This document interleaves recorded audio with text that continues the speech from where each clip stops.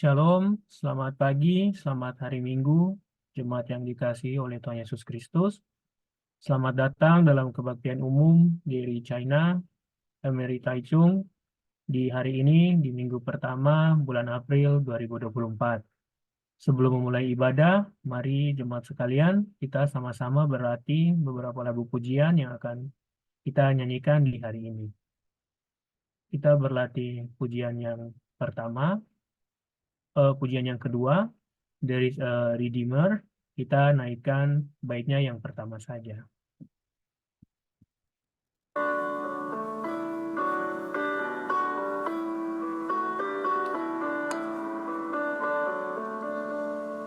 There is a Redeemer, Jesus, God's own Son, precious Lamb of God, Messiah, Holy One. Thank you, oh my Father, for giving us your Son and leaving your Spirit till the work on earth is done. Dan pujian kita yang keempat, bangkit bagi Kristus, kita berlatih satu kali.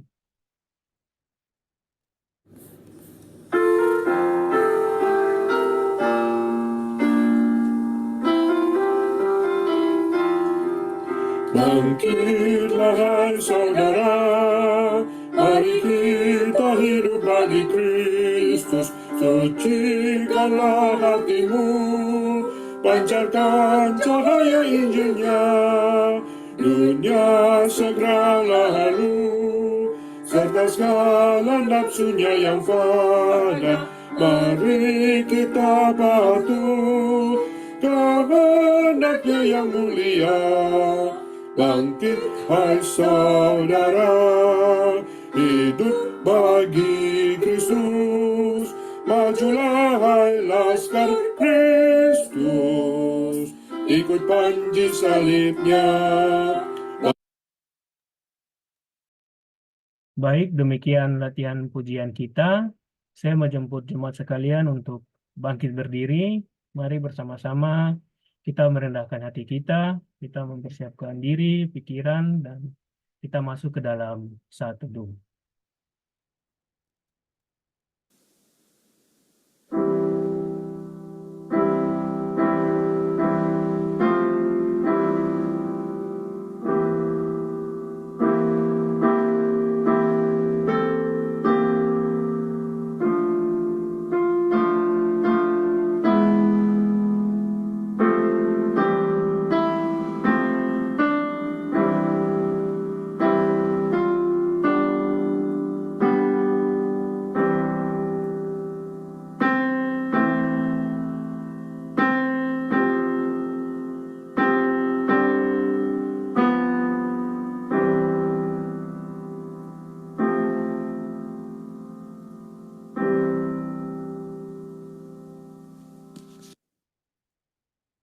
Terpujilah Allah dan Bapa Tuhan kita Yesus Kristus, yang karena rahmat-Nya yang besar telah melahirkan kita kembali oleh kebangkitan Yesus Kristus dari antara orang mati kepada suatu hidup yang penuh pengharapan. Kebaktian Umum GRI China, MRI Taichung, Minggu 7 April 2024, dibuka dalam nama Allah Tritunggal, yaitu Allah Bapa, Allah Putra Yesus Kristus, dan Allah Roh Kudus, ketiganya yang esa. Amin. Dengan tetap berdiri, mari kita menyanyikan pujian kita yang pertama, puji-puji, kita naikkan seluruh baitnya.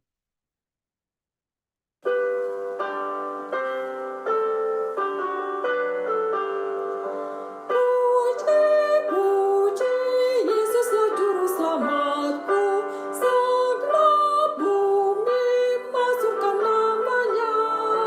Puji, Yesus yang sudah bertahta, berilah hormat, muliakan namanya.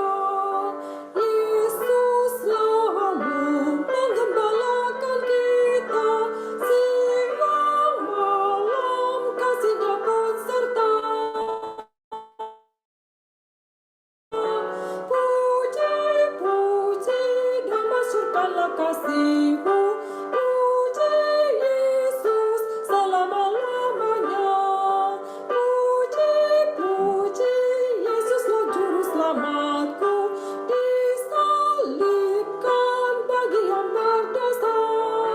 Puji, puji juru selamat yang abadi, yang telah tanggung segala dosaku. Puji namanya, menghibur yang sejati. Rahmat kasih Tuhan tak terduga. Puji, puji damasyurkanlah kasih-Mu. Puji Yesus selama-lamanya. Puji, puji Yesuslah juru selamatku. Tantra surga bersorak gembira. Puji, puji juru selamatku yang mulia. Yesus Tuhan, Raja Imam Nabi. Dengan kuasanya Yesus segera kembali. Kuasa mulia bagi-Mu selamanya. Puji, puji damasyurkanlah kasih-Mu. Puji Yesus selama-lamanya. Mari bersama-sama kita berdoa. Bapa yang kami kenal dan kami puji melalui Putra-Mu Yesus Kristus, Bapa Engkau yang layak kami puji dan kami muliakan. Hari ini, di hari Minggu, kami datang lagi Tuhan ke hadirat-Mu. Engkau saja yang layak kami puji dan kami sembah. Kami datang untuk beribadah kepada-Mu Tuhan. Siapakah kami ini Tuhan? Kami ini hanya manusia biasa yang berdosa, kami yang tak lepas dari kesalahan Tuhan. Kami sudah jauh dan juga tidak melayakan semua yang Engkau anugerahkan kepada kami Tuhan. Kiranya Tuhan Engkau mau tilik kami, hati kami, Engkau mau berikan kami kelayakan agar di hari ini kami dapat datang ke hadirat-Mu untuk beribadah, memuji, membesarkan nama-Mu Tuhan. Kami bersyukur walaupun kami baik yang mengikuti secara online maupun kami yang beribadah secara onsite Tuhan, Engkau mau berkati kami agar melalui firman yang akan disampaikan oleh hamba-Mu Tuhan, kami mau rendah hati, kami mau belajar, dan juga mau mengikuti firman-Mu Tuhan. Ibadah kami di pagi ini, dari awal hingga nanti akhirnya, kami alaskan hanya dalam nama Tuhan kita, Tuhan kami Yesus Kristus, Allah yang hidup. Amin. Jemaat, saya persilakan untuk duduk kembali. Jemaat yang dikasihi oleh Tuhan Yesus, kita baru saja melalui masa Paskah kebangkitan Kristus, yaitu yang bermakna kemenangan dan harapan. Melalui penderitaan Kristus di kayu salib, kematiannya dan kebangkitannya, sudah menebus dan membebaskan kita, umatnya dari perbudakan dosa. Paskah juga berarti pemulihan hubungan antara Allah dan umatnya, yaitu hubungan kita manusia dengan Allah Bapa. Dengan kematian Kristus di kayu salib dan kebangkitannya, telah memulihkan hubungan kita dengan Allah yang sebelumnya dipisahkan oleh jurang dosa. Kebangkitan Kristus dan juga penebusan dosa senantiasa memberikan kepada kita jalan keselamatan, sekaligus menjadi awal kehidupan kekal bagi kita umatnya yang percaya kepada Allah. Untuk itu jemaat sekalian, saya mengundang kita semua dengan penuh rasa syukur. Kita menaikkan pujian kita yang kedua, There is a Redeemer. Kita naikkan ketiga baitnya.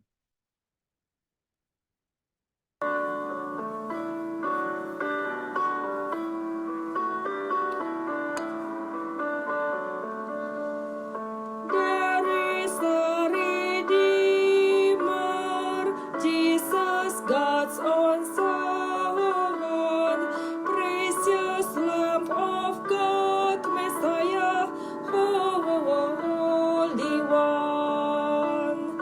Thank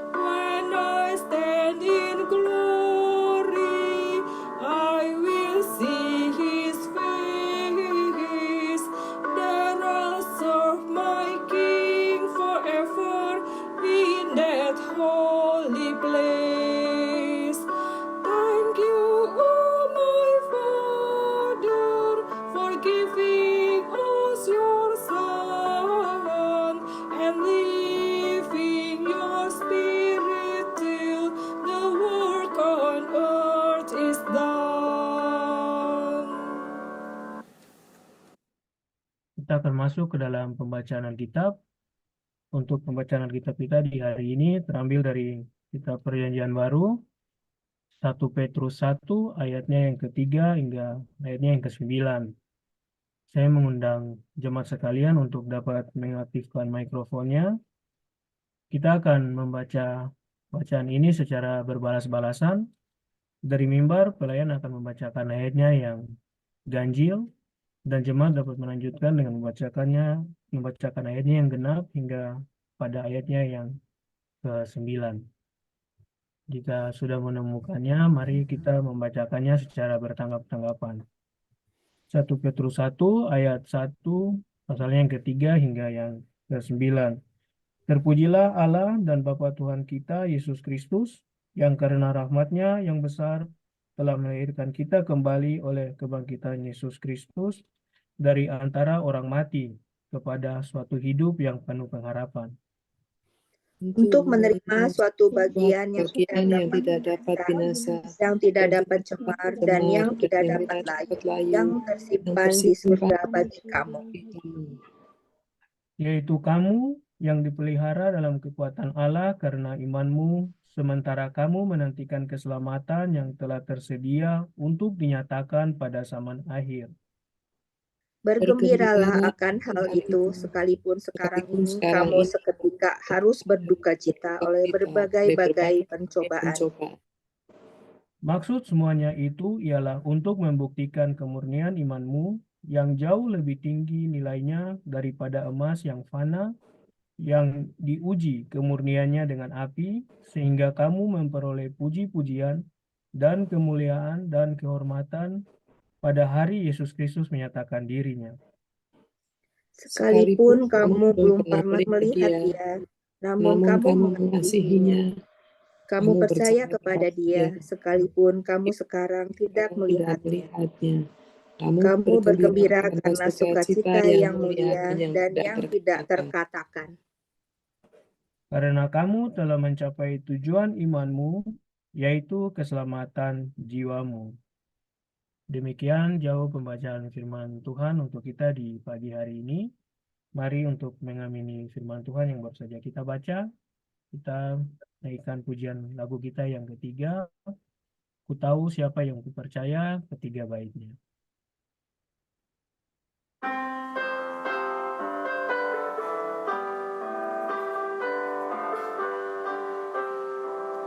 Ku tak mengerti anugerah Tuhan yang diperbuatnya bagiku. Tak layak ku terima kasih Kristus, tebusku jadi miliknya. Namun ini yang ku percaya, bahwa Dia dapat memelihara apa yang telah ku serahkan waktu aku percaya. Betapa heran aku dapatkan iman yang menyelamatkanku, dan percaya kepada firman-Nya beroleh damai di hati.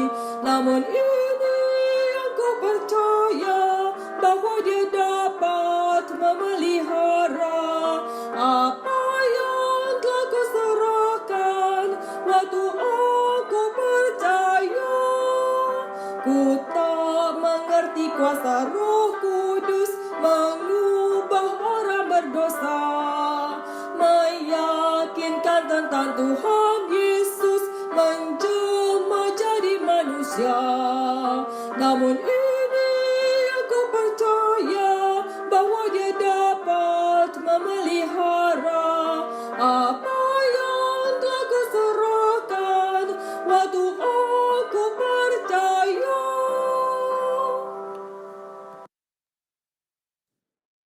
Baik, dari mimbar ada beberapa pengumuman untuk kita di minggu ini. Pengumuman yang pertama yaitu persekutuan doa STEMI yang akan diadakan secara fisik dan live streaming dengan tema Damai dan Injil.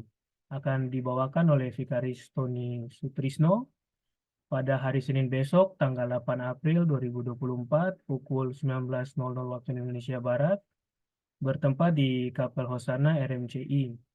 Kami mengundang jemaat sekalian untuk dapat mengambil bagian, baik untuk live streaming dapat mengakses melalui link yang tertera pada slide brosur, dan juga mengundang jemaat sekalian dapat mengundang sanak saudara yang khususnya berada di Jakarta dan sekitarnya untuk dapat mengambil waktu dan juga ikut langsung pada persekutuan doa STEMI yang akan dilaksanakan baik secara fisik dan juga maupun live streaming. Dan pengumuman yang kedua, Persekutuan dan PA Pemuda GRI China, kita akan masuk ke dalam tema yang baru, yaitu Holy Life or Happy Life, yang akan dibawakan oleh hamba Tuhan, Pendeta Daniel Santoso. Persekutuan dan PA Pemuda dilaksanakan pada hari Kamis yang akan datang, yaitu tanggal 11 April 2024 pukul 19.00 waktu China, atau pukul 18.00 waktu Indonesia Barat melalui Zoom. Untuk link Zoom dapat menghubungi saudara Gracelyn dan juga akan dibagikan melalui grup gereja di WeChat. Kami mengundang jemaat sekalian untuk dapat ikut berbagian dalam persekutuan dan pemuda. Bersama-sama kita belajar tentang firman Tuhan dan juga kita senantiasa bertumbuh di dalam Kristus. Dan pengumuman kita yang ketiga, yaitu persekutuan doa dan pemahaman Alkitab yang akan diadakan pada hari Sabtu tanggal 13 April 2024. Kita akan membahas tentang tema kedaulatan Allah atas kejahatan Bileam yang akan dibawakan oleh Vikaris Claudia Sacaloka. Persekutuan sendiri akan dimulai pada pukul 7.30 waktu Indonesia Barat atau pukul 8.30 waktu China. Kami juga mengundang jemaat sekalian untuk dapat mengambil waktu dan juga dapat mengambil bagian khususnya di hari weekend di Sabtu. Bersama-sama kita bersekutu dan belajar mengenai firman Tuhan melalui tema kedaulatan Allah atas kejahatan Bileam. Dan pengumuman kita yang terakhir, Kebaktian Umum GRI China di hari Minggu akan melanjutkan eksposisi Surat Yudas, Reform, More Than a Word. Untuk tema khotbah di minggu yang akan datang, 14 April 2024, kita akan melanjutkan tema khotbah The Scripture Promise. Ibadah setiap hari Minggu dimulai pukul 10.00 waktu China atau pukul 9.00 waktu Indonesia Barat via Zoom. Kami juga mengundang jemaat sekalian untuk senantiasa kita mendoakan setiap persekutuan, pelayanan, dan juga kita ikut berbagian dalam ibadah GRI China di setiap hari Minggu. Melalui mimbar GRI kita dapat bersama-sama membangun iman kita melalui pembelajaran dan juga pengenalan akan firman Tuhan. Baik, demikian pengumuman untuk kita di hari ini. Saya akan menyerahkan mimbar kepada Pendeta Daniel Santoso untuk memimpin kita dalam doa syafaat.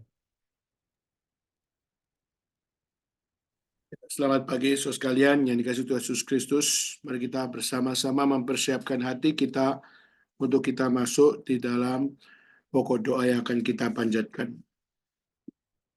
Dan sebelumnya saya undang semuanya kita pakai berdiri, kita bersama-sama akan mempersiapkan hati kita masuk di dalam pokok doa kita.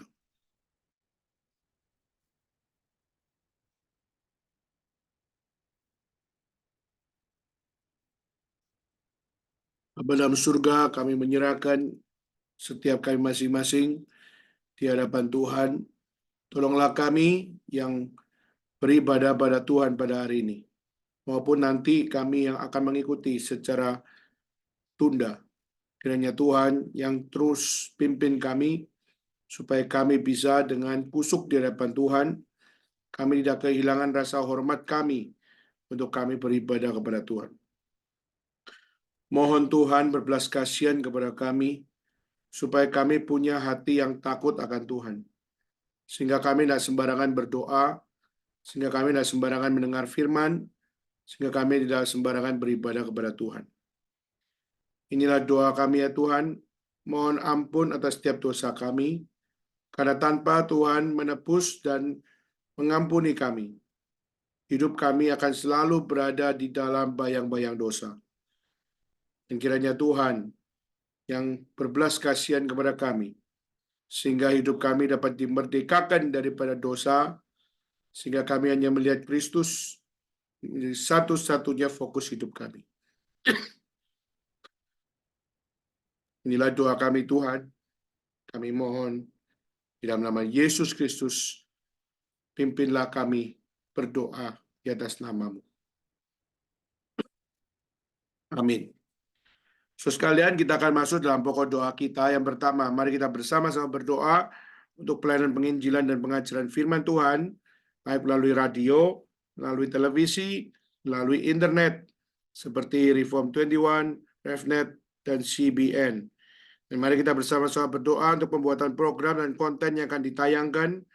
Dan kita juga berdoa kiranya pelayanan ini dapat menjangkau banyak orang dalam mendengarkan Injil. Dan saya undang semuanya, mari kita sama-sama buka suara, kita bersama-sama berdoa kepada Tuhan. Semua buka suara, kita berdoa. Dalam surga kami menyerahkan untuk setiap penginjilan dan pekabaran Injil dan pengajaran firman yang diberikan kepada area publik, khususnya melalui radio, melalui TV, internet, dan sebagainya. Kami berdoa untuk setiap konten yang dibuat dan setiap program yang dipersiapkan, setiap yang disiarkan. Tuhan, bila Engkau yang pakai setiap mereka, sungguh-sungguh dapat membawa terang Tuhan, menerangi setiap hati mereka yang kosong.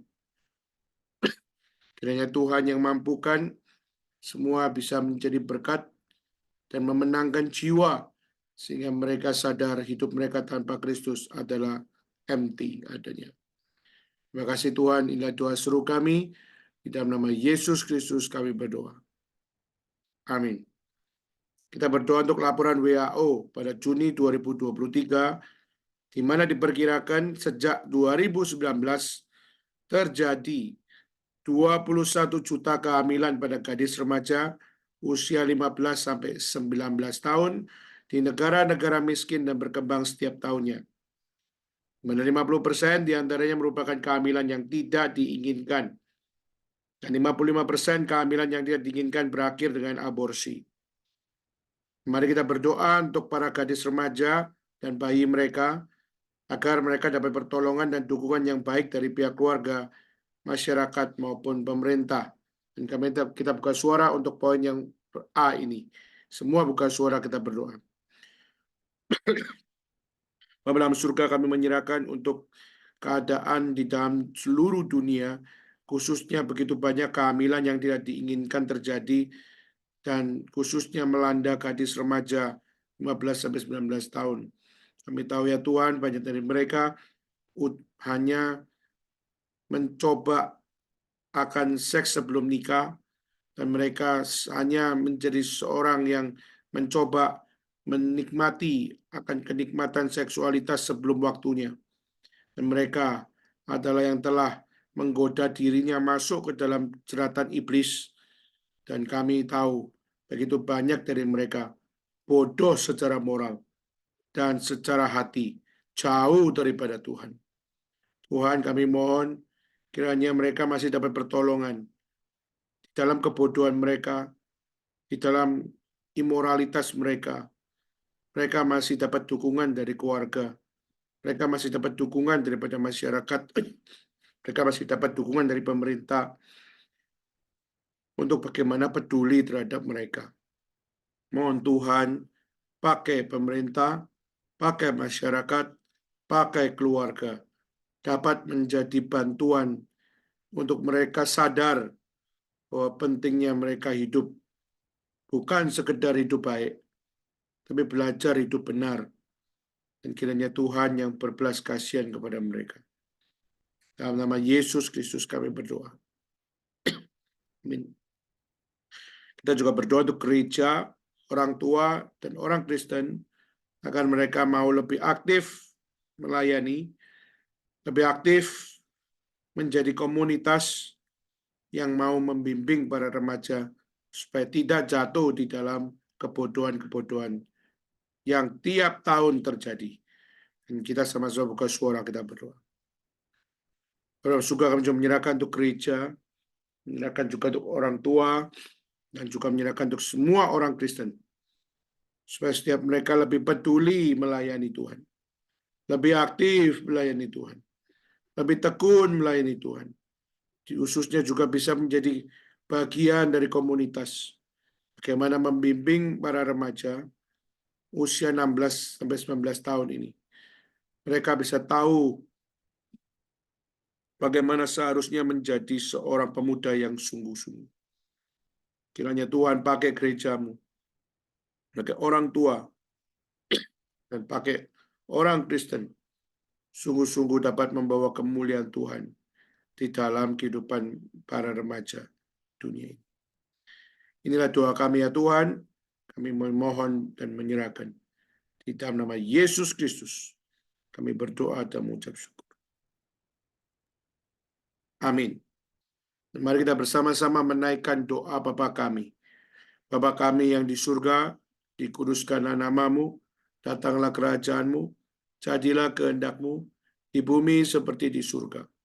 Berikanlah kami pada hari ini makanan kami yang secukupnya, dan ampunilah kami akan kesalahan kami, seperti kami juga mengampuni orang yang bersalah kepada kami. Dan janganlah membawa kami dalam pencobaan, tapi lepaskanlah kami daripada yang jahat. Karena Engkaulah yang mempunyai kerajaan dan kuasa dan kemuliaan sampai selama-lamanya. Amin. Silakan duduk saudara sekalian. Hari ini saya bersyukur pada Tuhan, saya masih bisa untuk bertemu dengan saudara sekalian, dan khususnya pada hari ini kita sama-sama beribadah di hadapan Tuhan, dan kita belajar daripada kitab Yudas, bagaimana mengerti tentang bagaimana kita menghadapi kepalsuan-kepalsuan yang ada di sekeliling kita. Nah, saudara, sekarang saya sedang dalam keadaan tubuh kurang baik, karena kemarin waktu sejak dari Chungguo, setelah saya melayani di Suzhou, lalu saya besoknya berangkat pergi ke Taipei. Dan waktu saya dalam perjalanan dari Suzhou ke Taipei, yang terjadi yaitu saya punya tenggorokan lebih parah lagi, lalu saya punya mata bengkak dua-dua, lalu saya juga mengalami demam. Tapi saya tetap kerjakan pelayanan sampai di Taipei, lalu pergi ke Taichung, dan akhirnya kembali ke Jakarta. Nah, saudara, dan sampai di Jakarta, maka kami akhirnya cek ke dokter. Dan cek ke dokter, memang saya mengalami radang tenggorokan dan juga dengan virus yang cukup berat. Lalu kedua adalah kenapa mata bengkak, kenapa hidung mimisan terus, lalu juga kenapa saya demam, dan sebagainya. Dan akhirnya dokter mengatakan kemungkinan adalah radang sinusitis. Jadi karena radang sinusitis turun ke radang tenggorokan. Dan kemarin kenapa sampai harus ke dokter? Karena sejak 2 hari yang kemarin, 3 hari yang kemarin, itu sejak dari Taiwan, saya batuk dengan gumpalan darah. Dan banyak keluarga dan juga rekan-rekan yang sangat-sangat peduli, takut saya ada apa-apa dengan paru-paru. Tetapi saya bersyukur setelah tes semuanya tidak ada hubungan dengan paru-paru. Semua murni adalah karena radang tenggorokan. Dan kenapa bisa ada darah? Kemungkinan adalah karena mimisan itu tersedot sehingga akhirnya berada di dalam tenggorokan. Maka itulah mengapa akhirnya puji Tuhan tidak ada hubungan dengan paru-paru. Tapi dokter juga mengatakan ini sudah gejala tipes. Maka itulah kenapa dokter juga mengatakan lebih baik istirahat. Tetapi saya tetap pakai waktu di saat masih bisa berkhotbah. Saya tetap akan berkhotbah. Kenapa? Karena itu panggilan yang Tuhan kasih. Maka saya pada saat kemarin dokter kasih obat, sangat banyak obat yang diberikan. Tapi obat itu justru mau menghantam supaya virus cepat mati. Kedua adalah supaya saya bisa lebih nyaman bicara karena tidak harus menahan sakit dan radang tenggorokan. Tetapi puji Tuhan, semakin lama semakin baik. Kiranya Tuhan juga yang memberikan kekuatan. Minggu depan saya akan kembali ke China. Dan sudah mulai minggu depan, 2 kali hari Minggu, saya akan berada di Shanghai, dan saudara doakan 2 kali di Shanghai. Mulai minggu depan dan 2 minggu lagi, kita akan beribadah kembali ke tempat di mana kita pernah menjalankan ibadah. Dan kita 2 minggu depan dan 2 minggu lagi di Shanghai, kita akan beribadah di Lipo Plaza, lantai 39. Kita akan kembali ke sana, kita akan kembali mensyukuri setiap pertolongan Tuhan, dan kita mohon kepada Tuhan, kiranya melalui ibadah kembali ke Lipo Plaza, dapat membuat kita semakin lebih tekun, lebih rajin, dan lebih bertanggung jawab kita melayani Tuhan. Dan kita minta syukur kepada Tuhan, kalau Tuhan masih kasih kesempatan untuk bisa melayani. Maka untuk yang di Shanghai, pakai kesempatan jika memungkinkan, hadirlah di dalam ibadah minggu depan dan 2 minggu lagi, khususnya yang onsite, yaitu adalah di Lipo Plaza lantai 39. Kiranya Tuhan memberkati, dan kiranya Tuhan juga pimpin, dan nanti di dalam beberapa hari juga saya akan tetap keliling ke kota-kota yang kecil maupun kota-kota yang agak besar maupun kota yang besar, tetapi kita akan mengatur supaya tetap hari Minggu saya tetap berada di Shanghai. Jadi kiranya Tuhan memimpin setiap kita semua, hikmatnya, bijaksananya, pertolongannya, kiranya hadir bagi setiap orang yang melayani Tuhan. Baik, saudara sekalian, mari kita sama-sama tunduk kepala, kita bersama-sama berdoa. Tuhan, kami akan mendengar firman-Mu, tolonglah kami semua yang diizinkan Tuhan beribadah kepada Tuhan. Ajar kami menikmati firman Tuhan, bukan dengan selera kami, bukan dengan kenikmatan kami, bukan dengan apa yang kami suka, tapi kami rindu, kami mau belajar mengikuti pimpinan Tuhan, dan biarlah pimpinan Tuhan adalah pimpinan yang tidak bersalah, untuk kami ikuti meskipun kami suka maupun tidak suka.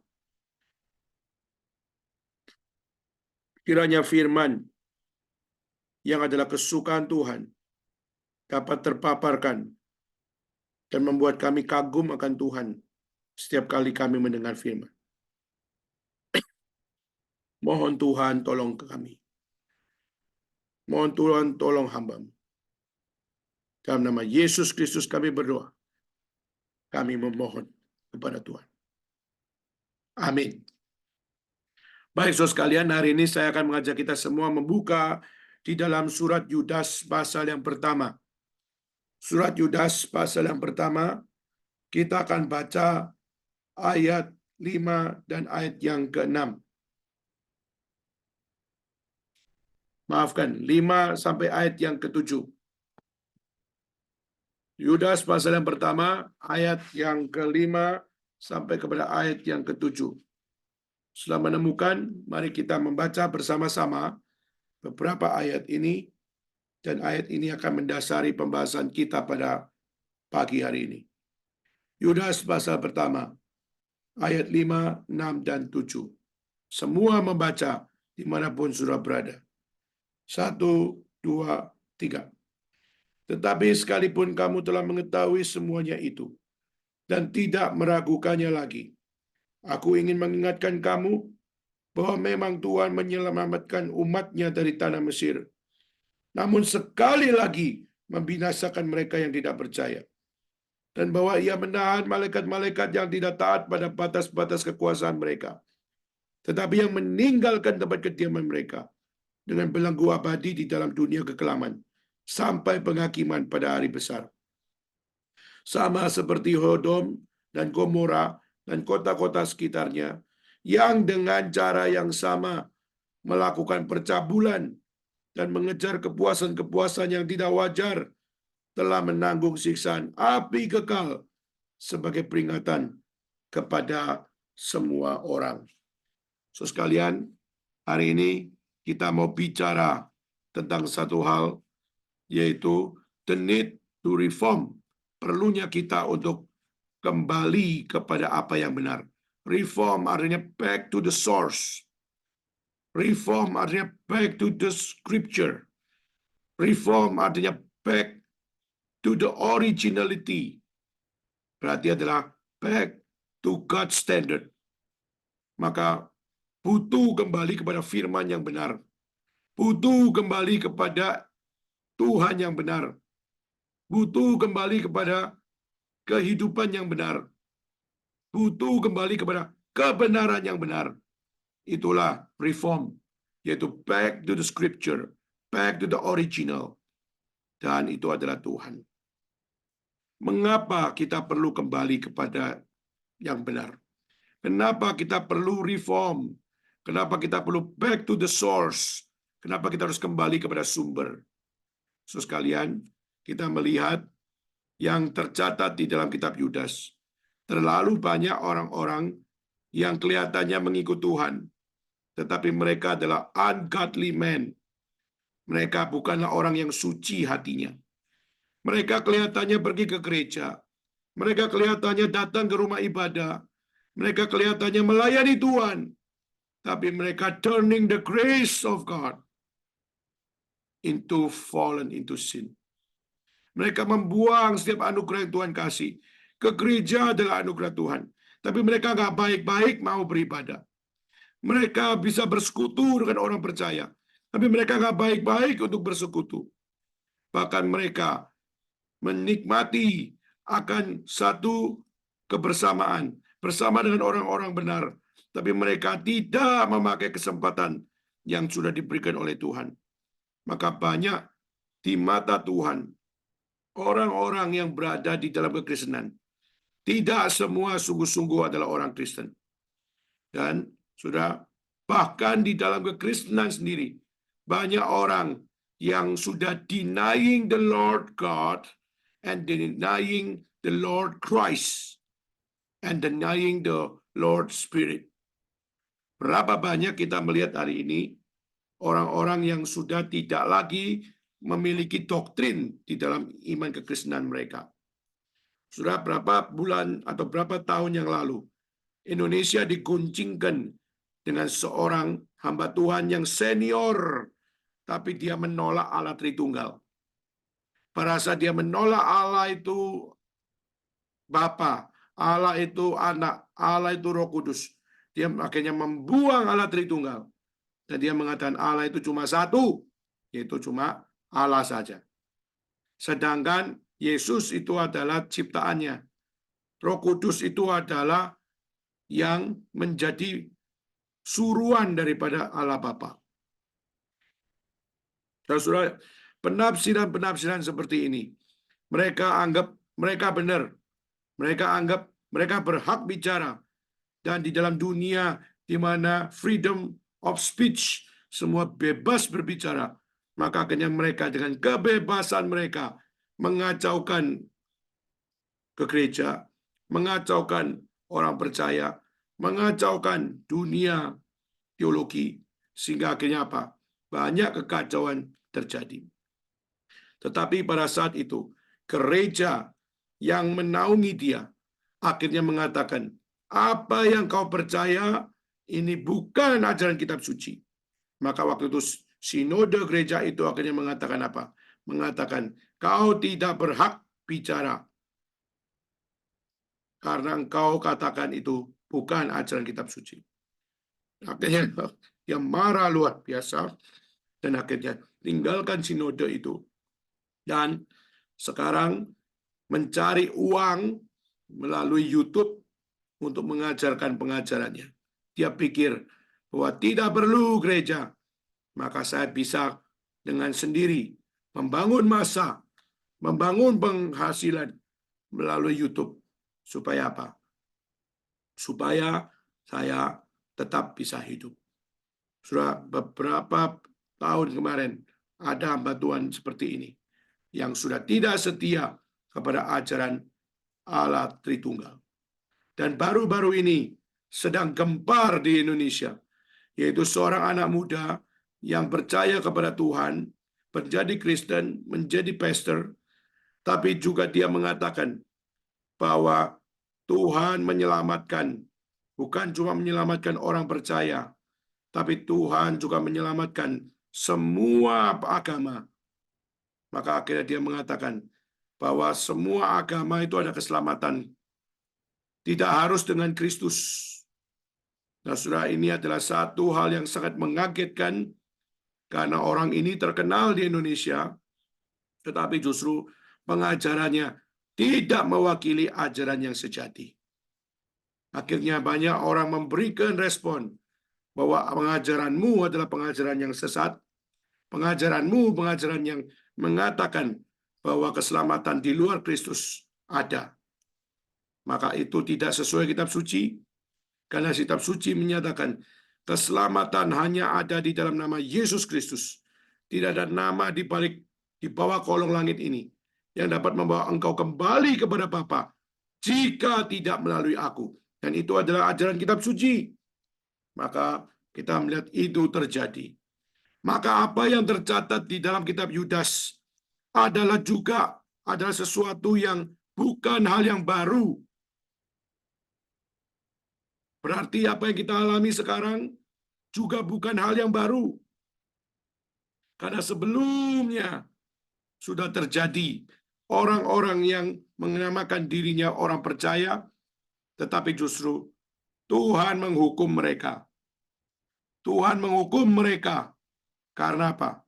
Karena mereka sudah tidak lagi berada di dalam jalan yang benar. Pertanyaannya adalah, apakah Tuhan kebobolan?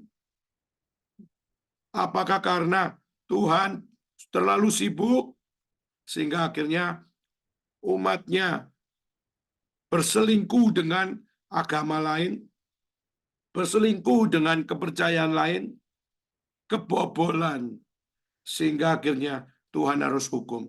Apakah seperti itu? Tidak, saudara. Di dalam pertemuan-pertemuan kemarin, kita tahu bahwa Tuhan adalah Tuhan yang Maha Tahu. Dan di dalam kemahatawan Tuhan, Tuhan adalah Tuhan yang melampaui setiap realita maupun melampaui setiap apa yang tertinggi yang berada di dalam hidup manusia. Maka Tuhan bukan Tuhan yang bisa ditipu, Tuhan bukan Tuhan yang kaget-kagetan, Tuhan bukan Tuhan yang disyok langsung dia merasa kebobolan. Tidak. Tetapi saudara, di dalam kekekalan Tuhan tahu. Tetapi mengapa Tuhan izinkan semua terjadi? Adalah karena Tuhan mau mengajarkan kepada kita semua. Jangan puas di saat kamu bisa masuk gereja. Jangan puas kalau kamu pelayanan. Jangan puas kalau memang sudah diizinkan berkhotbah. Jangan puas kalau diizinkan beribadah kepada Tuhan. Kenapa? Karena apa yang ditulis oleh Yudas, bagaimana banyak orang-orang yang sudah tidak lagi hidup suci. Mereka pakai nama Tuhan, tapi mereka hidup sesuai kemauannya sendiri. Dan itu tidak memberkati orang lain. Semakin bikin dunia semakin kacau. Dan itu adalah yang terjadi di zaman Yudas. Dan Yudas hari ini saya akan membawakan kepada kita semua. Yudas memberikan reminder bahwa sebelum perjanjian baru sudah terjadi juga. Jadi apa yang terjadi di zaman sekarang kelihatannya Kristen tapi mengajarkan kebedaan, kemurtatan. Lalu di zamannya Yudas mengatakan di zamanku juga sama. Zamanku juga adanya orang-orang Kristen, orang-orang percaya, tapi mereka berpindah hatinya. Bukan kepada Tuhan, tapi justru berpindah kepada dirinya sendiri. Menolak Allah sebagai Tuhan, malah menjadikan dewa-dewa menjadi Tuhan mereka. Dan itu bukan hal yang baru. Nah, hari ini Yudas men-sharingkan kepada pembaca daripada surat Yudas, termasuk saudara dan saya. Yudas di ayat 5 sampai ayat yang ke-7. Yudas tulis 3 contoh 3 contoh bahwa apa? Bahwa orang yang ikut Tuhan belum tentu adalah mereka yang diizinkan Tuhan untuk masuk surga atau masuk di dalam hadirat Tuhan. Not every godly people di dalam konteks kitab suci adalah yang pasti menerima apa yang keselamatan. Yudas pakai 3 contoh. Contoh yang pertama siapa? Contoh yang pertama adalah bangsa Israel. Bangsa Israel itu siapa? Bangsa Israel adalah kaum pilihan Tuhan. Tetapi kaum pilihan Tuhan yang ngeroweng terus, yang bersungut-sungut terus, yang selalu komplain terus. Kalau kita tanya, hari ini berapa banyak orang Kristen yang komplain, yang bersungut-sungut, yang roweng, dan sebagainya. Banyak. Saudara, Yudas mengatakan, di dalam perjanjian lama, inilah yang terjadi bangsa Israel, yang adalah bangsa yang dikasihi oleh Tuhan. Bangsa Israel yang disayang Tuhan. Tapi bangsa Israel yang sudah diberikan jalan keselamatan melalui apa?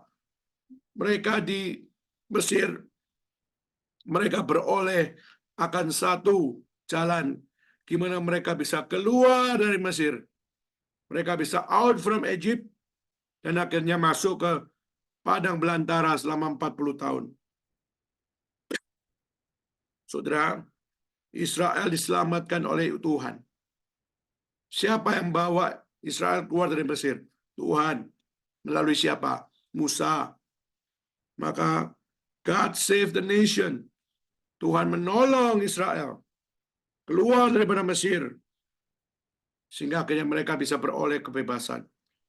Tetapi saudara juga lihat di dalam kisah Israel keluar daripada Mesir, dan pada saat Israel berada di padang gurun 40 tahun, kita juga melihat bagaimana God destroy those who did a blasphemy to God.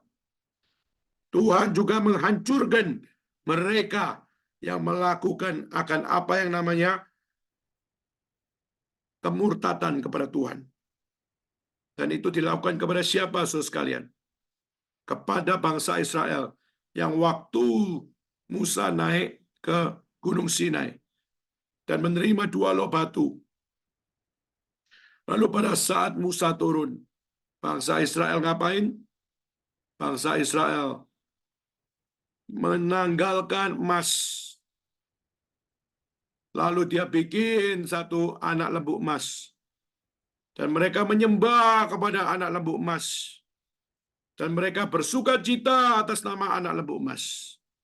Saudara coba pikir, bangsa yang dikasihi Tuhan, bangsa yang disayang Tuhan, bangsa yang sudah ditolong Tuhan, tapi akhirnya bangsa yang sama adalah bangsa yang mengkhianati kasih Tuhan, yang mengkhianati akan pengampunan Tuhan, yang mengkhianati campur tangan Tuhan dalam hidup mereka untuk bebas daripada dosa, untuk bebas daripada Mesir. Saudara, ini adalah sesuatu bukan yang baru. Yudas mengatakan, maka hari ini kalau banyak orang Kristen, tapi mereka justru mengkhianati iman. Mereka sudah tidak percaya lagi Yesus adalah Tuhan. Mereka cuma anggap Yesus adalah guru. Seperti Siddhartha Gautama, atau seperti Muhammad, atau seperti orang-orang yang agung di sepanjang sejarah. Dan orang-orang Kristen yang tidak lagi percaya Allah Tritunggal, membuang konsep Allah Tritunggal, dan mengatakan bahwa apa? Mengatakan bahwa Tuhan itu satu. Kelihatannya betul. Karena apa? Orang Kristen juga percaya Tuhan itu satu. Tapi kita juga melihat Tuhan menyatakan dirinya di dalam 3 pribadi. Dan itu dari konsep perjanjian lama sudah ada. Baiklah kita menciptakan manusia menurut gambar dan rupa kita. Siapakah kita di situ? Jelas adalah Allah. Allah yang satu. Tapi di dalam keseluruhan kitab suci, kita melihat dia datang. Dia sebagai Allah pencipta. Dia sebagai Allah penebus. Dan dia adalah Allah pewahyu dan penyerta. Maka itu tidak bisa diganggu-gugat. Konsep Allah Tritunggal adalah konsep Kristen yang sejati. Tetapi kita melihat banyak hari ini pendeta-pendeta mulai mengambil jalur yang mereka anggap sendiri benar. Tidak kembali kepada kitab suci.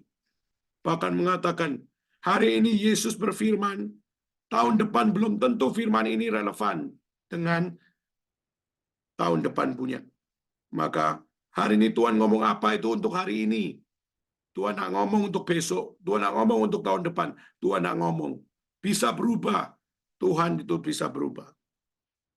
Saudara, ini ajaran-ajaran yang baru muncul. Konyol luar biasa. Dan menunjukkan Alkitab. Orang yang demikian apa Tuhan akan diamkan. Orang yang demikian Tuhan akan selamatkan. Alkitab mencatat. Tuhan menyelamatkan bangsa Israel. Keluar dari Mesir. Tapi Tuhan adalah Tuhan yang tidak bisa dipermainkan.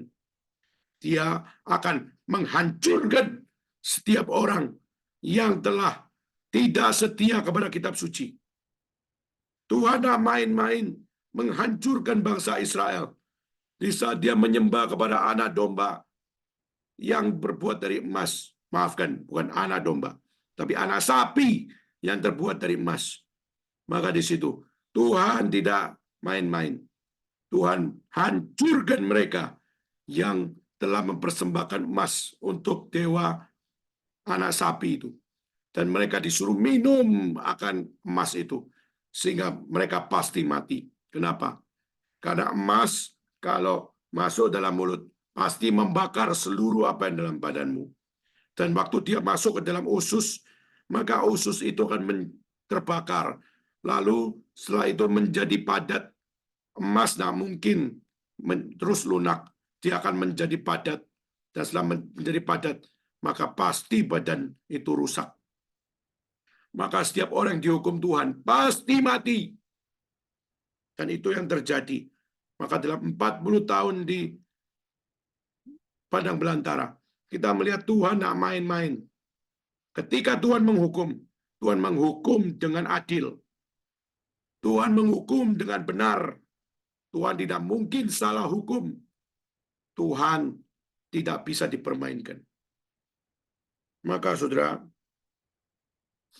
banyak orang akhirnya dengan konsep Allah seperti itu. Mereka anggap, kenapa Tuhan harus seperti itu? Bukankah Tuhan penuh kasih? Bukankah Tuhan adalah yang penuh sayang? Ya, penuh kasih, penuh sayang. Tapi bukan berarti kasih dan sayang itu boleh dipermainkan. Maka ini adalah satu pelajaran di dalam perjanjian lama yang mengingatkan kepada setiap orang-orang Kristen di zaman Yudas. Jangan main-main jadi orang Kristen. Jangan main-main jadi pendeta. Jangan main-main jadi orang percaya. Karena Tuhan tidak segan-segan. He will destroy the ungodly people. Maka kalau kalian, khususnya anak-anak muda, engkau jadi orang Kristen, tapi kamu tidak mau memberikan hidupmu bagi Tuhan, tapi lebih suka memberikan hidupmu bagi kesenanganmu sendiri. Tuhan juga tidak segan-segan akan menghukummu. Ini bukan perkataan saya. Ini adalah perkataan daripada Yudas. Dan Yudas memakai contoh bangsa Israel. Maka jangan main-main, saudara. Dan rupanya ayat ini yang bicara tentang hal ini bukan cuma Yudas. Tapi kita juga melihat siapa? Lukas juga mengatakan hal yang sama. Paulus juga bicara hal yang sama. Coba saya minta kita buka di dalam satu ayat, atau tepatnya 2 ayat. 1 Korintus 10. Kita lihat daripada Paulus. 1 Korintus 10 ayat 1 sampai ayat yang ke-12.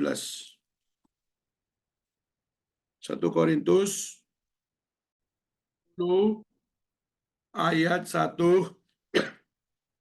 sampai ayat yang ke-12. Setelah menemukan, baca semuanya, semua ayat ini. 1, 2, 3. Aku mau supaya kamu mengetahui, saudara-saudara, bahwa nenek moyang kita semua berada di bawah perlindungan awan, dan bahwa mereka semua melintasi laut untuk jadi pengikut Musa. Mereka semua telah dibaptis dalam awan dan dalam laut. Mereka semua makan makanan rohani yang sama. Mereka semua minum minuman rohani yang sama. Sebab mereka minum dari batu karang rohani yang mengikuti mereka. Dan batu karang itu ialah Kristus. Tapi sekalipun demikian, Allah tidak berkenan kepada bagian yang terbesar dari mereka, karena mereka ditewaskan di padang gurun. Semuanya itu terjadi sebagai contoh bagi kita, untuk memperingatkan kita, supaya jangan kita mengingini hal-hal yang jahat, seperti yang telah mereka perbuat. Supaya jangan kita menjadi penyembah-penyembah berhala, sama seperti beberapa orang dari mereka. Seperti ada tertulis, maka duduklah bangsa itu untuk makan dan minum, kemudian bangunlah mereka dan bersukaria. Janganlah kita melakukan percabulan, seperti dilakukan oleh beberapa orang dari mereka, sehingga pada satu hari telah tewas 23.000 orang. Dan janganlah kita mencobai Tuhan, seperti yang dilakukan oleh beberapa orang dari mereka, sehingga mereka mati dipagut ular. Janganlah bersungut-sungut, sudah dilakukan beberapa orang dari mereka, sehingga mereka dibinasakan oleh malaikat maut. Semuanya ini telah menimpa mereka sebagai contoh dan dituliskan sebagai peringatan bagi kita yang hidup pada waktu di mana zaman akhir telah tiba. 12. Sebab itu, siapa yang menyangka bahwa dia teguh berdiri, hati-hatilah supaya ia jangan jatuh.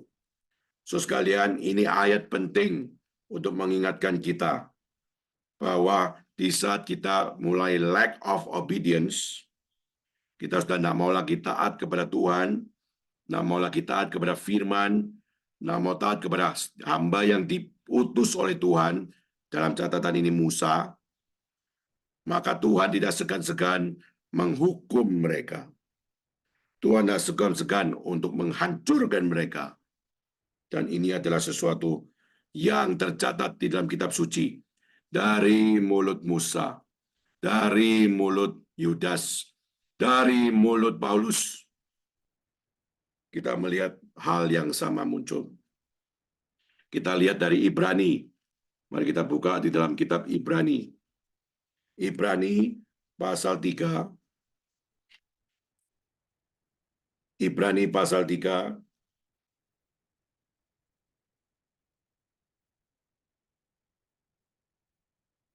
Ibrani pasal 3. Ayat 12 sampai kepada pasal 4. Oke, baca dulu ayat 12 sampai pasal 4 ayat yang ke-11. Ya. Apakah memungkinkan, saudara, supaya saya hemat suara, saya minta Markus tolong bacakan untuk saya. Apakah mungkin? Ibrani pasalnya yang ketiga ayat ke-12. Waspadalah, hai saudara-saudara, supaya di antara kamu jangan terdapat seorang yang hatinya jahat dan yang tidak percaya oleh karena ia murtad dari Allah yang hidup. Ya, terus baca. Pasalnya yang keempat, ayat yang keberapa, Pak Ayat Pendeta? 2 dan 11. Pasal keempat, ayat 2, karena kepada kita diberitakan juga kabar kesukaan, sama seperti kepada mereka, tetapi firman pemberitaan itu tidak berguna bagi mereka, karena tidak tumbuh bersama-sama oleh iman dengan mereka yang mendengarnya. Ayatnya yang ke-11, karena itu baiklah kita berusaha untuk masuk ke dalam perhentian itu, supaya jangan seorang pun jatuh karena mengikuti contoh ketidaktaatan itu juga. Ya, saudara sekalian, Lukas waktu dia tulis, dia bicara tentang satu hal, yaitu siapa orang yang binasa. Apakah orang binasa adalah orang yang tidak percaya pada Tuhan? Yes, orang dibinasakan adalah orang yang nggak percaya pada Tuhan. Tapi juga orang yang dibinasakan sama Tuhan juga adalah siapa? Mereka yang murtad. Maka murtad itu adalah kejahatan di mata Tuhan. Nah, pertanyaannya, bagaimana memahami kata murtad? Apa arti murtad? Dan Lukas mengatakan, orang yang murtad adalah orang yang pertama, hatinya jahat. Maksudnya hatinya jahat yaitu apa? Hatinya nggak lurus ikut Tuhan. Tapi hatinya mencintai diri, hatinya mencintai pribadi, hatinya mencintai akan egonya sendiri. Itu jahat di mata Tuhan. Dan hatinya dia percaya kepada Allah yang benar. Itu juga adalah murtad. Maka lebih tepat kata tidak percaya adalah tidak peduli untuk percaya kepada yang benar. Mungkin dia tahu itu benar, tapi dia tidak merasa itu menguntungkan dia. Maka akhirnya yang diambil adalah tidak percaya. Maka Tuhan katakan, jangan kamu terdapat hati seperti ini. Jika tidak, maka apa? Maka Tuhan akan menghukum mereka. Ayat 2 tadi dibacakan. Kita diberikan kabar kesukaan. Tetapi orang yang tidak bertumbuh. Tetapi orang yang tidak mau mendengar. Jangan pikir mereka adalah orang hebat. Kalau mereka sudah dengar firman Tuhan, tapi mereka tidak bertumbuh, dan mereka tidak mau dengar. Saya lanjutkan ayat 3. Sebab kita yang beriman akan masuk dalam tempat perhentian yang dia katakan. Dan ini kalimat ini dengar. Sehingga aku bersumpah dalam murkaku, mereka takkan masuk ke tempat perhentianku. Sekalipun pekerjaannya sudah selesai sejak dunia dijadikan. Saudara, di saat seorang berani murtad, Tuhan tidak segan-segan tidak memberikan akses card untuk masuk ke rumah Tuhan. Masuk ke surga, tempat perhentian Tuhan. Bahkan masuk ke dalam rumah Tuhan. Tuhan boleh nggak usir? Saudara, Tuhan berhak mengusir. Kenapa? Dia adalah Tuhan. Maka saudara, seringkali kita takut kalau apa? Kalau muka kita ini dipermalukan. Maka demi muka kita kadang-kadang apa? Kita jual diri supaya kita diterima oleh orang. Kita lebih suka diterima orang daripada kita diterima Tuhan. Tadi Yudas sudah ngomong. Lalu Paulus sudah ngomong. Lukas sudah ngomong. Berarti menggambarkan apa? Berarti menggambarkan bahwa orang yang nggak percaya kepada Tuhan yang benar, firman yang benar, dan tidak setia kepada ajaran yang benar, maka Tuhan tidak segan-segan tutup akses card. Tidak boleh masuk ke dalam rumah Tuhan. Maka hari ini saudara, kita hari ini masuk ke gereja. Tuhan berhak gak usir kita? Tuhan berhak usir kita. Karena rumah Tuhan itu rumah yang di mana Tuhan tetapkan ini adalah tempat aku bersemayam bersama dengan kaumku, dengan umatku. Tapi di saat kita sudah tidak lagi taat sama Dia, kita tidak percaya kepada Dia, maka masih diizinkan masuk. Berarti Tuhan masih kasih anugerah untuk engkau bertobat. Jika tidak, maka engkau pasti dihancurkan oleh Tuhan. Itu contoh pertama, Yudas ngomong, yaitu Israel, bangsa pilihan Tuhan. Tapi di padang gurun, Tuhan menghukum dia. Maka Israel need to reform. Israel butuh kembali kepada jalan yang sesungguhnya. They need to reform. They need to be reformed. Dan itu pertama. Kedua, Yudas sebagai contoh yaitu siapa? Kedua, Yudas sebagai contoh yaitu malaikat yang jatuh ke dalam dosa.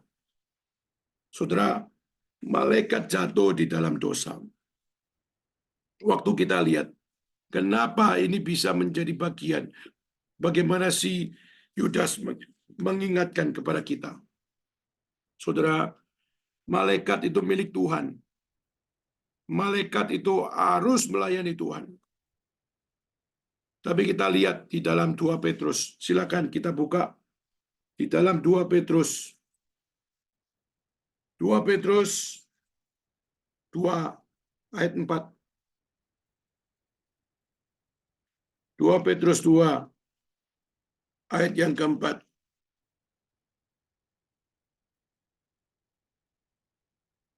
Sebab jikalau Allah tidak membayangkan malaikat-malaikat yang berbuat dosa, tapi melemparkan mereka ke dalam neraka, dan dengan demikian menyerahkannya ke dalam gua-gua yang gelap, untuk menyimpan mereka sampai pada hari penghakiman. Ya, saudara saya ingatkan ini, yaitu berarti Allah tidak menyayangkan malaikat-malaikat berbuat dosa. Allah melakukan satu hal, destroy malaikat-malaikat yang jatuh.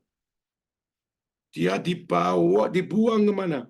Dikatakan, diserahkannya ke neraka, dilemparkan ke neraka, ke dalam gua-gua yang gelap, sampai hari penghakiman. Berarti apa? Hell, itu kalau kita lihat pakai satu kata, namanya Tartaro. Artinya apa? Sebenarnya lower than hell. Bukan neraka, tapi di dasar neraka. Wah, itu penghukuman yang paling kejam. Yaitu adalah bukan dilempar ke neraka, tapi dilempar ke dasar daripada neraka. Dan Tuhan tidak segan-segan melakukan itu. Berarti Tuhan bukan jahat ya. Tuhan bukan semena-mena, tapi Tuhan sungguh-sungguh di dalam kebenarannya. Dia tidak bisa dipermainkan oleh mereka yang menganggap dirinya hebat dan sebagainya.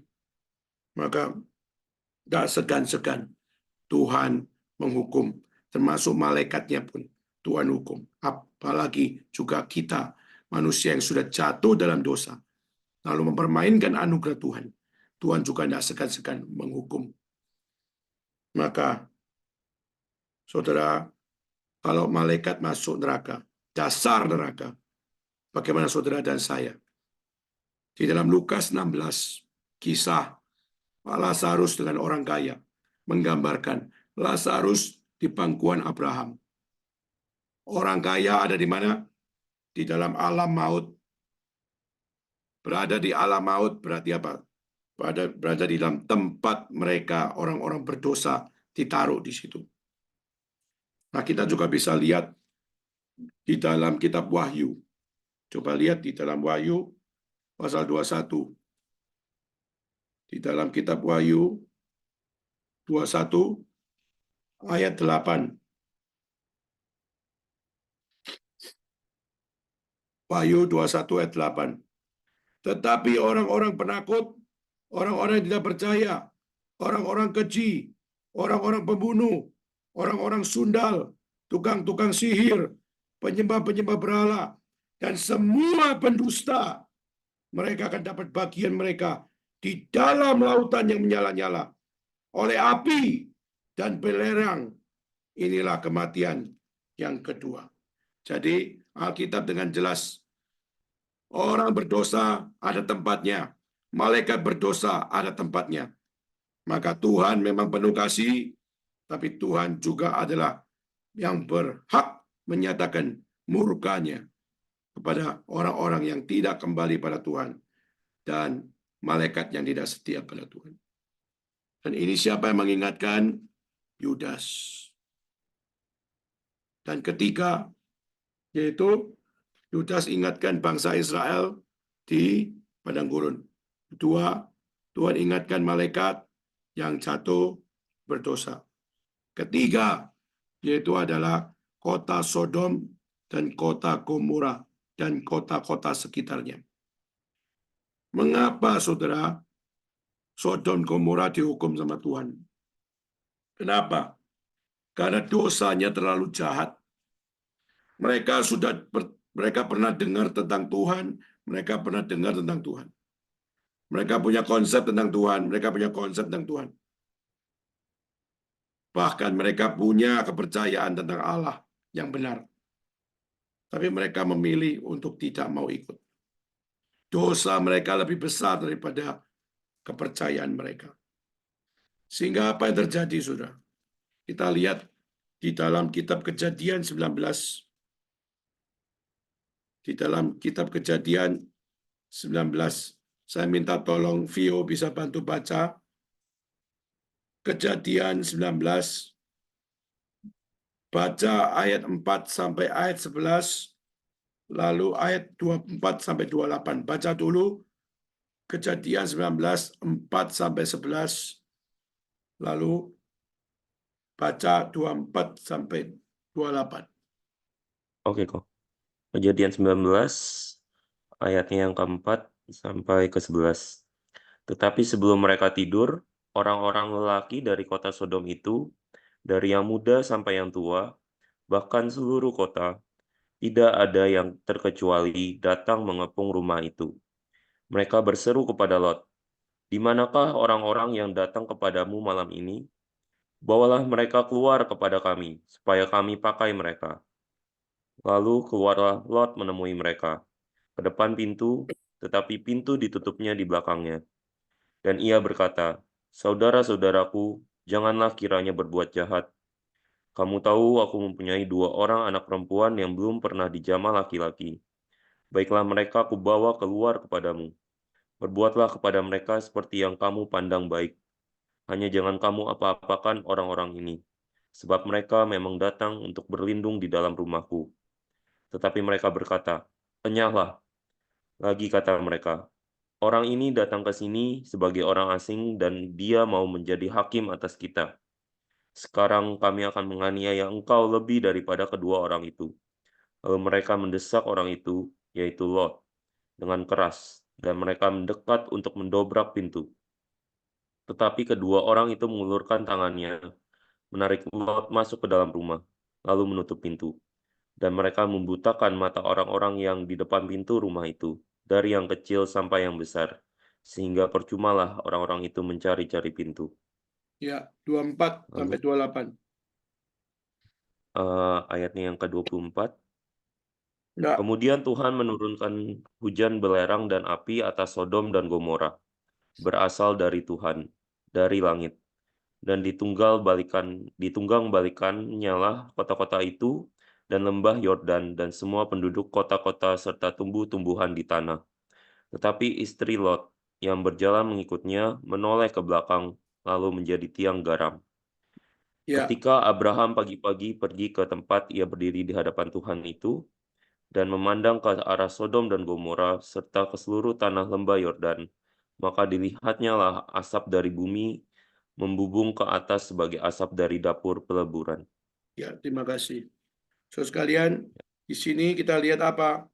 Di sini saudara membaca bagaimana Sodom dan Gomora kenapa dihukum oleh Tuhan? Karena orang Sodom, orang Gomora, mereka adalah orang-orang yang sexual immorality. Mereka adalah orang-orang yang tidak benar. Kenapa? Karena waktu lihat ada orang masuk, lelaki masuk ke dalam rumah Lot, dikatakan apa? Dari yang muda sampai yang tua, laki-laki, bahkan seluruh kota, mereka minta apa? Bawa mereka keluar supaya kami pakai mereka. Kata pakai di situ untuk apa? Untuk kami lampiaskan nafsu Bayangkan, laki-laki menginginkan laki-laki, melampiaskan nafsu, yang tua sampai yang muda, seluruh kota. Bayangkan, mereka mungkin sudah bosan, semua sudah mereka berhubungan seks dengan semua laki-laki di seluruh kota. Sekarang ada orang baru, dan semua menginginkan dengan orang baru ini. Betapa gilanya. Saudara, di mata Tuhan ini kecil luar biasa. Begitu menakutkan. Dan Tuhan tidak segan-segan menghancurkan Sodom dan Gomora menjadi tiang garam. Sampai akhirnya istri Lot jadi tiang garam. Kenapa? Karena sudah bukan mengingini apa yang Tuhan ingini. Tuhan sudah bilang, aku akan menghancurkan, menjungkir balikan. Maka jangan lihat ke situ. Tetapi istri Lot akhirnya memandang dan akhirnya jadi tiang garam. Saudara, ayat demi ayat mengajarkan kepada kita. Yudas ingatkan kepada kita. Sodom Gomora, tempat orang-orang murtad. Mereka mungkin Kristen, tapi mereka homoseksual. Mereka Kristen, tapi mereka melegalkan lesbian. Mereka Kristen, tapi mereka menjadikan perzinahan menjadi sesuatu yang legal. Nah, itu kenapa Tuhan hukum mati-matian. Sehingga Tuhan hancurkan. Tidak segan-segan hancurkan. Saudara, ini adalah kisah-kisah. Yudas mengutip 3 bagian ini. Kisah dari bangsa Israel. Kisah daripada malaikat yang dihukum Tuhan. Dan kisah daripada Sodom dan Gomora. Nah, saudara, saya akan tutup dengan satu konklusi. Kalau gitu, dari hal ini, Yudas mau kita belajar apa? Yudas mau kita belajar apa? Yang pertama, Yudas mau mengajarkan kepada kita, jangan saudara anti terhadap peringatan Tuhan. Kita lihat di sini, Yudas masih mengingatkan kepada orang-orang di zamannya. Yudas memberikan reminder pada orang-orang percaya di zamannya. Supaya jangan ikut-ikut seperti Israel yang tidak percaya pada Tuhan. Jangan ikut-ikut malaikat yang berani melawan Tuhan. Jangan ikut-ikut pada apa? Pada orang-orang yang telah diberikan anugerah oleh Tuhan, tapi justru melampiaskan nafsu seenaknya sendiri, seperti Sodom dan Gomora. Maka Yudas memberikan reminder kepada mereka. Maka yang kita bisa belajar yaitu, kalau Tuhan masih berikan hari ini peringatan kepada saudara dan saya percaya Yudas memberikan reminder bukan cuma untuk orang di zamannya. Yudas memberikan reminder kepada saudara dan saya juga. We need to be reminded often as well. Maka jangan anti dengan peringatan Tuhan. Kadang peringatan Tuhan itu keras, tapi we need take note terhadap reminder yang Tuhan kasih. Kedua, ingat belajar dari Israel yang sudah dikasih Tuhan, tapi mereka akhirnya dihukum oleh Tuhan. Maka jangan kita puas hati kalau sudah percaya Yesus. Tapi seberapa suci hidupmu ikut Yesus. Jangan ikut bangsa Israel yang dihukum Tuhan. Kenapa? Karena mereka ikut Tuhan, tapi tidak mau hidup suci. Itulah kenapa tema pemuda Kamis besok adalah Holy Life or Happy Life. Kita hidup sebagai orang percaya, kejar apa kamu? Kejar happy life atau kejar holy life? Maka Israel salah satu contoh bangsa yang diberikan anugerah sama Tuhan. Tapi dia tidak mau holy life. Mereka maunya happy life. Dan Tuhan hancurkan mereka. Dan akhirnya kita melihat satu generasi Tuhan hancurkan. Tapi Tuhan bangkitkan yang baru, yang baru, yang baru. Belajar dari malaikat yang sudah jatuh. Alkitab mencatat, malaikat ditaruh di dasar daripada neraka. Lalu orang-orang berdosa ditaruh di alam maut. Berarti apa? Tuhan sudah siapkan tempat untuk orang-orang yang murtad. Tuhan sudah persiapkan tempat untuk malaikat yang murtad. Berarti God has a place prepared for the wicked people, for the wicked angels. God has prepared. Dan ingat Sodom Gomora, Tuhan segan-segan cungkir balikan, hancurkan jadi garam. Dan itu berarti Tuhan nggak bisa dipermainkan.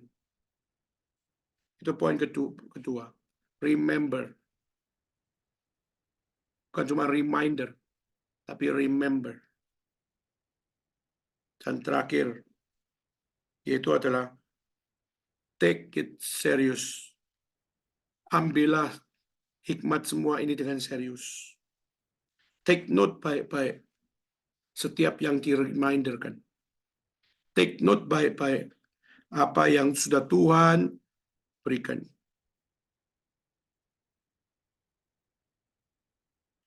Maka saudara, dengan semua ini, take it serious berarti apa? Kita harus bertobat. Take it serious berarti apa? Saudara harus mengutamakan Tuhan dan firman-Nya.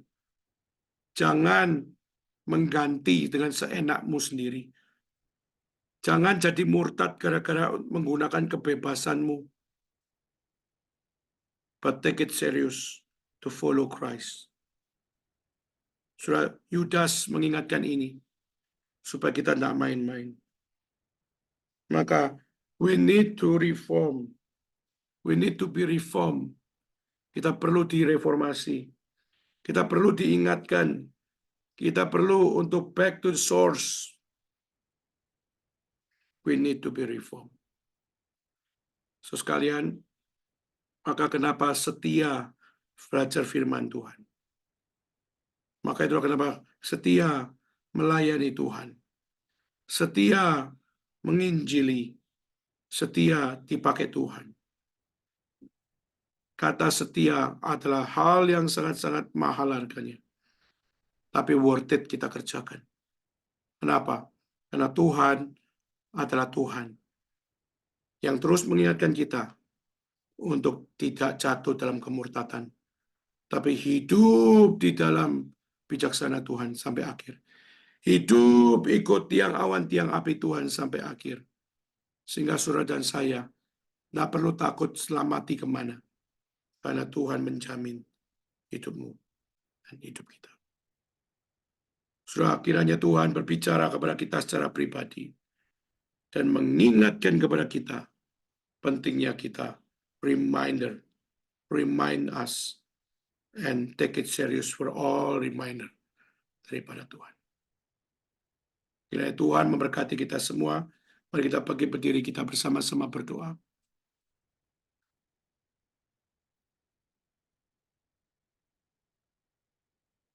Terima kasih Tuhan, Engkau masih berfirman bagi setiap kami, mengingatkan kami akan pentingnya the need to be reformed dalam hidup kami masing-masing. Ampunilah kami yang seringkali main-main. Kami mencobai diri kami sendiri. Tolonglah kami supaya kami bertobat sungguh-sungguh. Tolonglah kami supaya iblis heran melihat kami. Karena kami digoda sana-sini. Kami tetap beriman kepada Tuhan.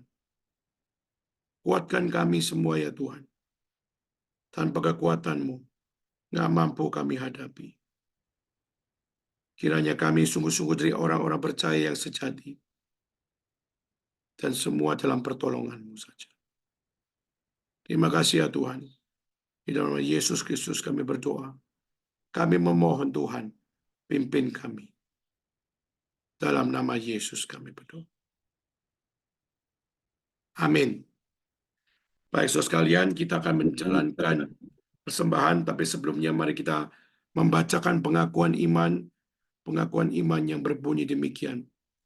Aku percaya kepada Allah, Bapa yang Maha Kuasa, Kait langit dan bumi, dan kepada Yesus Kristus, Anak yang tunggal Tuhan kita, yang dikandung dari Roh Kudus, lahir dari anak darah Maria, yang menderita sengsara di bawah pemerintahan Pontius Pilatus, disalibkan, mati dan kuburkan, turun dalam kerajaan maut. Pada hari yang ketiga, bangkit pula dari antara orang mati, naik ke surga, duduk sebelah kanan Allah, Bapa yang Maha Kuasa. Dari sana ia akan datang untuk menghakimi orang yang hidup dan yang mati. Aku percaya pada Roh Kudus, gereja yang kudus dan am, persekutuan orang kudus, pengampunan dosa, kebangkitan tubuh, dan hidup yang kekal. Amin. Silakan duduk saudara sekalian, dan mari kita bersama-sama mempersiapkan hati kita masuk dalam persembahan, dan pakai saudara sekalian yang berada di China maupun di Indonesia sudah bisa memberikan persembahan melalui QR Code yang ada di depan layar saudara, baik WeChat maupun rupiah. Untuk saudara yang ada di kota-kota lain, berikan melalui kantong yang akan dibagikan. Kita akan menjalankan persembahan, baik persembahan rutin kantong pertama, kantong kedua, maupun perpuluhan saudara. Mari kita memberi dengan menaikkan lagu yang keempat, Bangkit bagi Kristus. Kita naikkan kedua ayatnya bersama-sama.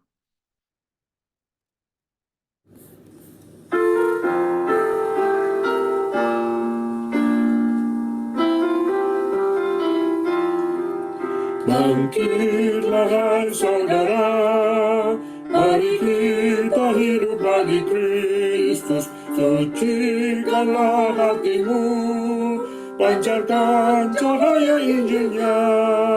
Dunia segera lalu, serta segala nafsunya yang fana. Mari kita patuh kehendaknya yang mulia. Bangkit hai saudara, hidup bagi Kristus. Majulah hai laskar Kristus, ikut panji salibnya. Bangkitlah hai saudara, mari kita hidup bagi Kristus. Sucikanlah hatimu, pancarkan cahaya Injilnya. Dunia segera lalu, serta segala nafsunya yang fana. Mari kita patuh kehendaknya yang mulia. Bangkit hai saudara, hidup bagi Kristus. Majulah hai laskar Kristus, ikut panji salibnya. Mari kita bagi berdiri, mari kita bersama-sama berdoa. Dan doa persembahan apakah memungkinkan untuk saudari Keris dari Guangzhou, apakah memungkinkan berdoa untuk persembahan? Silakan. Ya Bu. Teman-teman, mari kita berdoa. Terima kasih ya Tuhan, pada hari ini Engkau memberikan kami kesempatan untuk bersama-sama berkebaktian online ya Tuhan, meskipun secara online, kami bersyukur Engkau telah memberikan kami firman-Mu yang benar ya Tuhan, dan memberikan kami hati yang sungguh-sungguh untuk datang ke depan hadapan-Mu, ke hadirat-Mu, untuk bersama-sama mendengarkan firman-Mu dan mengumpulkan sedikit dari apa yang kami punya untuk memberikan persembahan kepada-Mu ya Tuhan. Kami bersyukur dan kami serahkan kegiatan selanjutnya kami di dalam tangan-Mu. Terima kasih ya Tuhan, dalam nama Tuhan Yesus, Juru Selamat kami yang hidup. Amin. Amin. Dengan tetap berdiri, mari kita menaikkan doksologi Menyatakan kemuliaan bagi Allah Bapa, Allah Putra, dan Allah Roh Kudus ketiganya yang esa.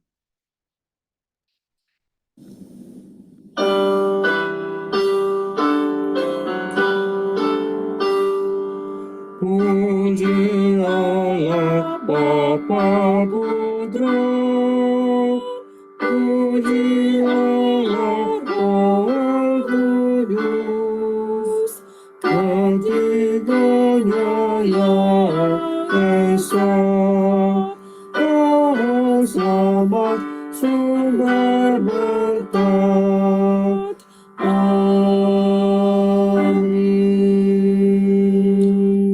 Saudara sekalian, mari kita mengarahkan hati kita kepada Tuhan dan terimalah berkat Tuhan. Kiranya Allah Bapa yang mencipta dunia ini, yang menyatakan kebenaran, keselamatan, kasih yang sejati melalui karya anak yaitu Yesus Kristus, yang menolong setiap kita mengerti, yang menolong setiap kita memahami, yang menolong setiap kita melakukan setiap apa yang difirmankan oleh Tuhan. Kiranya Allah Tritunggal menuntun kita semua ikut firman-Nya, ikut akan misinya, dan ikut kesaksiannya. Kiranya memimpin kita di atas nama Allah Tritunggal.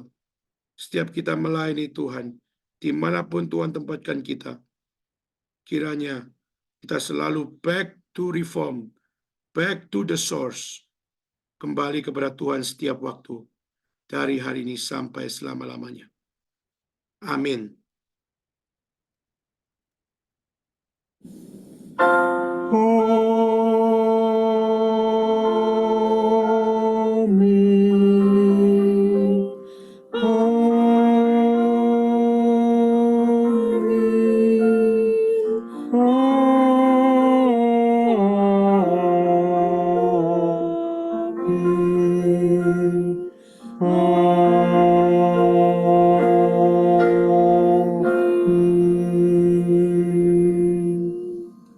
Silakan duduk, ambillah saat teduh sebelum kita berpisah.